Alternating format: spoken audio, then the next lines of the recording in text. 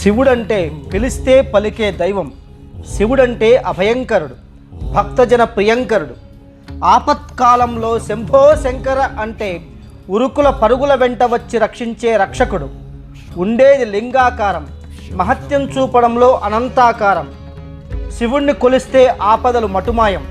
శివుడి గురించి విన్నా, కొలిచినా, స్మరించినా పుణ్యమే. శివుడంటే మాటల కందని మహిమాన్విత రూపం. శివుడంటే కొలిచే కొద్దీ కొంగు బంగారమయ్యే శక్తి స్వరూపం. దేని నుంచైతే సమస్తం వచ్చిందో, దేని వల్ల రక్షింపబడుతోందో, దేనిలో సమస్తం కలిసిపోతుందో అదే శివతత్వం, అదే పరమశివ రూపం. శివతత్వం అంటే అదే. సృష్టి అంతా శివతత్వంతోనే తయారైంది. బుద్ధి, శరీరం అన్నీ శివరూపమే. శివుడు విశ్వరూపునిగా పిలువబడుతున్నాడు.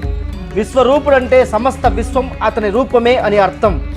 శరీరం, ఆకారం సమస్తం శివరూపం. ప్రాణం ఉంటే శివం, పోతే శవం. పరమశివుని ఆకృతి ఒక్కొక్క దానిలో ఒక్కొక్క అర్థం ఉంది. ఆ అర్థాలను మీకిప్పుడు అందిస్తోంది. పరమశివుని మూడవ కన్ను జ్ఞాననేత్రం. ఇది తెరుచుకుంటే అజ్ఞానం నశించి పరబ్రహ్మ దర్శనం జరుగుతుంది. మనిషిలోని పశు ప్రవృత్తిని ప్రేరేపించే కామాన్ని శివుడు తన మూడో కంటితో భస్మం చేస్తాడు. అందుకే ఆయనను త్రయంబకుడు అని మనం అంటాం. మనిషి ఎప్పుడైతే కామాన్ని జయిస్తాడో అప్పుడే జ్ఞానాన్ని పొందుతాడు.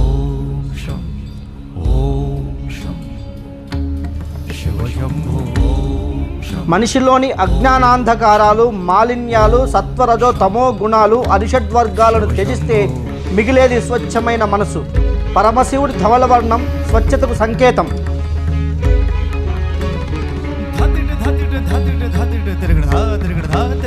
ఢమరుకం శబ్ద బ్రహ్మ స్వరూపం. ఈ ఢమరుకం నుంచే మొదట ఓంకారనాదం ధ్వనించింది. ఈ ఓంకారం నుంచే దేవభాష సంస్కృతం ఆవిర్భవించింది.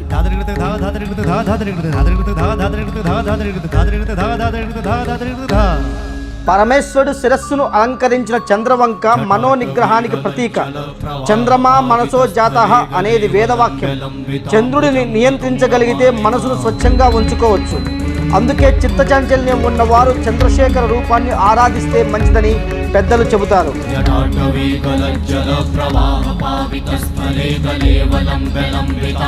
భస్మం పరిశుద్ధతను సూచిస్తుంది. అంతేకాక జ్ఞాన వైరాగ్యాలకు భస్మం సంకేతం.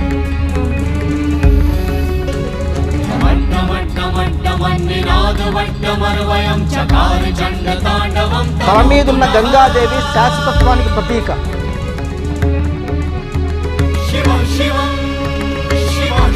పరమశివుడి ఒంటి మీద ఉన్న పులిచర్మం భౌతికపరమైన కోరికలు త్యజించమని చెప్పడానికి మనకు సంకేతం. పరమశివుడి మెడ చుట్టూ చేతులకు 3 సార్లు చుట్టబడిన పామును ధరిస్తారు. పాము 3 చుట్టలు భూత భవిష్యత్ వర్తమాన కాలాలను సూచిస్తాయి.